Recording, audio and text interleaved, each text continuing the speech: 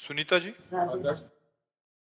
महाराज जी, एक माता स्वयं कर्म और वाणी में संतुलन बनाकर चरित्र निर्माण कर अपनी युवा संतान को भौतिक आकर्षण, नाना प्रकार की लालसाओं से कैसे बचा सकती है महाराज? बचपन से। जब तक बचपन से उसका सुधार नहीं किया तो फिर जवानी में सुधार नहीं हो सकता, युवा में सुधार नहीं हो सकता। सुधार बचपन से। अगर बाल्यावस्था में उसके संस्कार डालो, चलो पापा के पैर छू, सबसे राधे राधे करो, चलो बैठो 10 मिनट राधा राधा बोलो, तुम्हें अभी टॉफी लाएंगे, तुम्हें अभी बाल। उसको, छोटे बच्चे को राधा राधा राधा, वही बच्चा जाकर आगे भविष्य में जवान में भक्त बनेगा। नहीं तो आज के जो बच्चे हैं थप्पड़ मारते हैं अपने माता पिता को, अपने माता पिता को घर से निकाल देते हैं, ज्यादा करे तो काट के फेंक देते हैं। आतंक भर गया है दिमाग में दुष्टता भर गई है, क्योंकि आधुनिक पढ़ाई और आधुनिक सफलता देख देख करके वो मतलब उनकी जो बुद्धि है वो भ्रष्ट हो गई, अध्यात्म से भ्रष्ट हो गई। बहुत पुराने समय में गांव में नौटंकी होती है ना, नौटंकी में एक नाटक देखा था, सुल्ताना डाकू। उसी सुल्ताना डाकू पे बनाया गया था। सुल्ताना डाकू था, बहुत बड़ा डाकू था। उसको जब फांसी की सजा मिली, अंग्रेजों का राज्य था, तो उनसे पूछा गया तुम्हारी अंतिम इच्छा क्या है? तो उन्होंने कहा हमें माँ के गले लगना है। तो उनकी माँ बुलाई गई, वो रोती हुई आई, जब गले लगी तो दांत से मुंह में नाक काट ली उसने ऐसे। तो पूछा कि क्यों, ऐसा क्यों किया?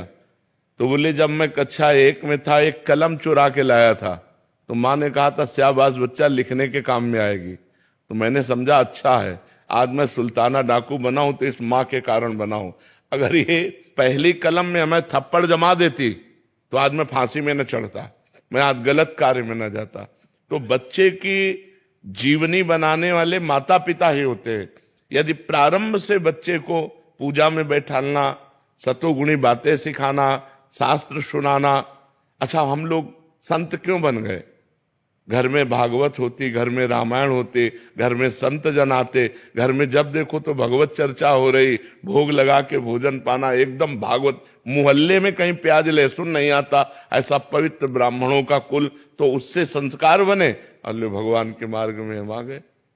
तो अगर संस्कार सही ना हो तो फिर जवानी में संभालना कठिन होता। जवानी में तो उन्माद अवस्था होती, फिर नहीं संभाला जा सकता। बाल्यावस्था से बच्चे को संभाला जाए तो वो महान बन जाएगा। और संभालना तो गर्भ अवस्था से ही होता है।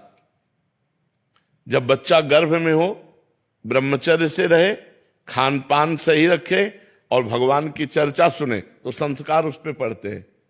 जब कयाधु प्रहलाद जी की मां गर्भवती थी, प्रहलाद जी गर्भ में थे, तो देवराजेंद्र बंदी बनाकर ले जा रहे थे।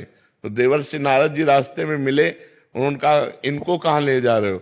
बोले हिरण्यकश्यप का वीर है, ये दैत्य है, महान भयानक होगा, ये जब पैदा होगा तो इसे मार देंगे। तो उनका नहीं, गर्भ हत्या या बालक शिशु की हत्या ये ठीक नहीं, छोड़ो तुम इसे।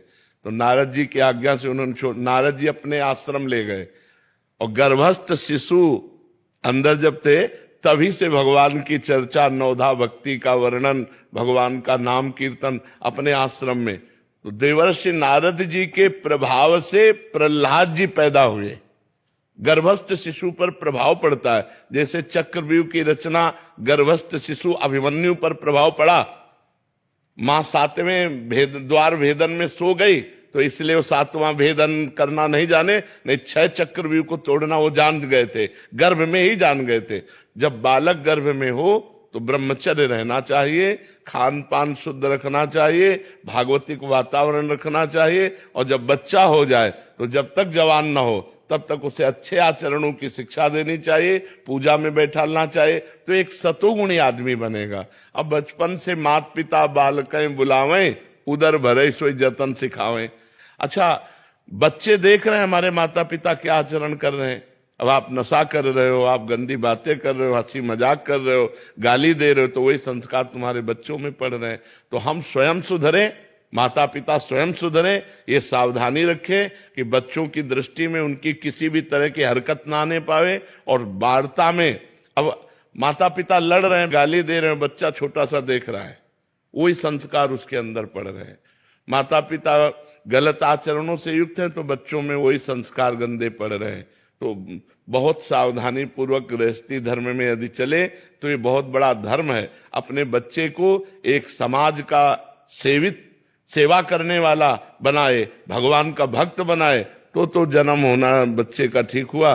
नहीं तो देखो ना अब कैसे कैसे बच्चे पैदा हो रहे हैं कि बड़े बूढ़े माताओं बहनों के साथ कैसा व्यवहार कर रहे हैं कि तुम जवान हो, गिरे को उठाना चाहे कि गिराना चाहे। कोई माँ बहन जंजीर पहने ऐसे नजदीक मोटरसाइकिल ले मारा ऐसे, वो हाथों घसीलती चली जाए। अब कहाँ लगा, कहाँ कष्ट हुआ, अब इतना निर्दयी हो गया है, अब उतने में उसकी जान पर खेल गए। तो ये जवान लोग जो है जो गलत रास्ते अपना रहे हैं उसका कारण है उनको बचपन से अध्यात्म की शिक्षा नहीं मिली। नहीं देखो रामायण में देखो, प्रातः काल उठ के रघुनाथा, मात पिता गुरु नामय माथा। स्वयं भगवान राम प्रातः काल उठ करके माता पिता और गुरुजनों के चरणों में माथा रख के प्रणाम कर। अब कौन बच्चा प्रणाम करता है? क्योंकि सिखाया नहीं गया, आचरण ही नहीं दिए गए। जिनको सिखाया गया वो बच्चे करते हैं और जो करेंगे वो आगे उन्नति को प्राप्त होंगे।